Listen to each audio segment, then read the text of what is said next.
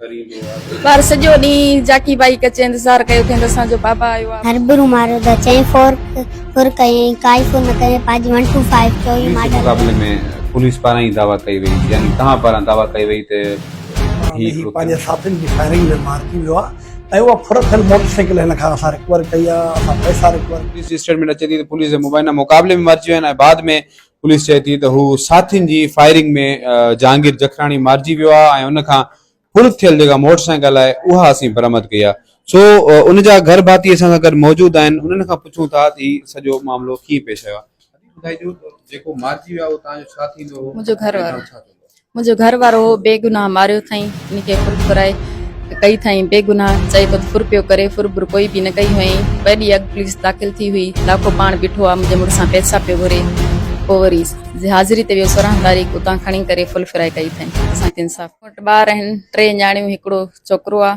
उहे पीउ जे साए खां सॼी ज़िंदगी लाइ सिकी विया। लाखे ऐं मुमताज़ गौरई खे गंदो करनि, जीअं मुंहिंजे मुड़ुस सां हशर कयो अथई ईअं उन सां कयो वञे। मूंखे सॼी ज़िंदगी लाइ मुंहिंजे ॿारनि खां सायो पीउ जो समझी वियो। असांखे इंसाफ़ खपे, इंसाफ़ ॾियनि। मुंहिंजा ॿार बाबे चवण खां सिकी विया सॼी ज़िंदगी लाइ, इंसाफ़ असांखे ॾिनो वञे। मुमताज़ गौरई ऐं लाखे सां अहिड़ो हशर कयो जहिड़ो मुंहिंजे मुड़ुस सां कयो अथई। हरबरू मारो त चई फोर कयईं काई फोन न कयईं पंहिंजी 125 चोई मॉडल हुयसि, 50,000 मोबाइल हुयसि, 40-60,000 खीसे में कैश पियो हुयसि।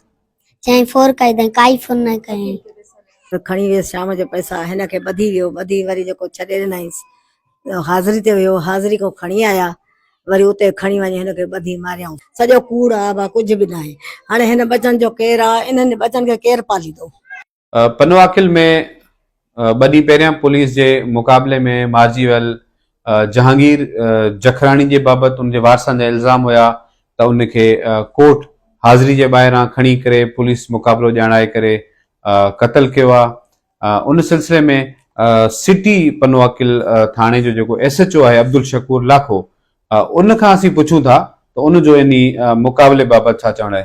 सर ॿुधाइजो त हीउ जेको 2 ॾींहं पहिरियां जहांगीर जखराणी पुलिस जे मुक़ाबले में पुलिस पारां ई दावा कई वई, यानी तव्हां पारां दावा कई वई त हीउ हिकिड़ो क्रिमिनल हो, फुर जे इरादे सां बीठल हो ऐं मुक़ाबलो थियो आहे, मारिजी वियो आहे, छा चवंदो तव्हां? बिस्मिल्लाह रहमान रहीम। भाईजान, इहा 2 ॾींहं पहिरियां राति जो हिकिड़ो राहगीर हुयो इंडियन क़ौम जो, उन खां फौरन 3 नामालूम फौरन मोटरसाइकिल फुर कई। उन फुर करण खां पोइ उन्हनि जेके नामालूम ॾोहारी आहे उन्हनि जो रुख हुयो दौदले तरफ़।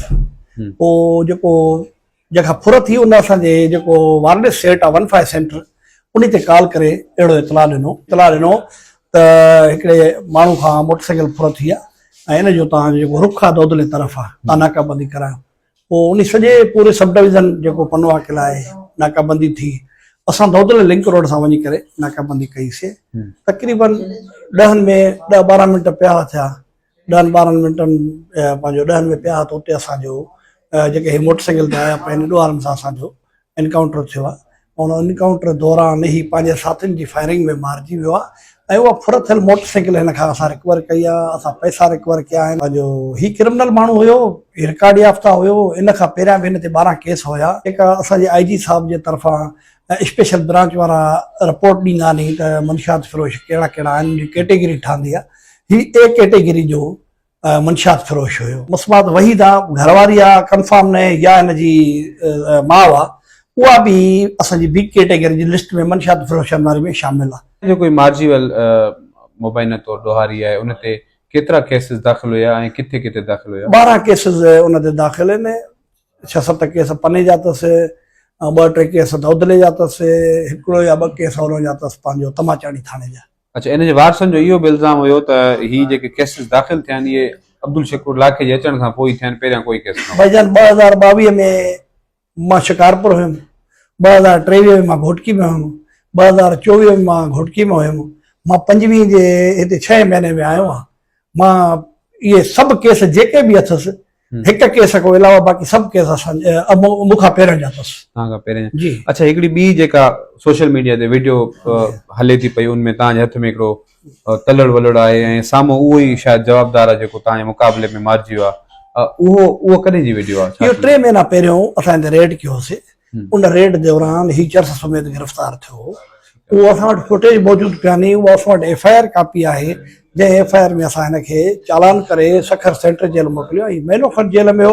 महीने खां पोइ निकिरी आयो, वरी हिन साॻियो कारोबार शुरू कयो, क्राइम, खुर, चोरी, क्राइम को नथो मुड़े। त हिन वारस जेके बि आहिनि ॿाहिरि, जेके बि सफ़दर या जेके बि ॿाहिरि आहिनि, सभु चवंदा त असांजी लातालकी आहे। बयान खे बि थोरो तव्हां असांखे जेके सोशल मीडिया सार्फिन आहिनि उहो सवाल इहो आहे त चवनि था त ही जेको मुक़ाबिलो थियो आहे त पुलिस जेका आहे पंहिंजी स्टेटमेंट खां फिरी वई आहे। त पहिरियां पुलिस चए थी त माना इहो मुक़ाबिलो करे असां मारियो आहे, वरी हाणे पुलिस चए थी त इहो मुक़ाबिलो असां। ॾिसो, मां हाणे बि चवां थो पियो त एनकाउंटर असां सां थियो आहे न। अच्छा, फायरिंग जेका थी आहे उहा असां सां थी आहे, असांजी गाॾी खे गोलियूं लॻियूं आहिनि। फायरिंग दौरान ई जॾहिं हिन जे साथियुनि फायरिंग कई आहे, हिन फायरिंग कई आहे, ही पंहिंजे साथियुनि जी गोलियुनि लॻण सां मरी वियो आहे। फायरिंग त हिन जे असां सां थी आहे। असां इहा ॻाल्हि पहिरियां बि त चयो आहे, मां किथे चयो आहे त बाबा हिनखे मां गोली हणी मारियो या फलाणे पुलिस वारनि खे गोली हणी मारियो? पहिरियां असां चयो आहे त असां सां एनकाउंटर थियो आहे। हाणे बि मां इहो चवां थो असां सां एनकाउंटर थियो आहे, पर ही मोह जेको आहे पंहिंजे साथियुनि जी गोलियुनि में।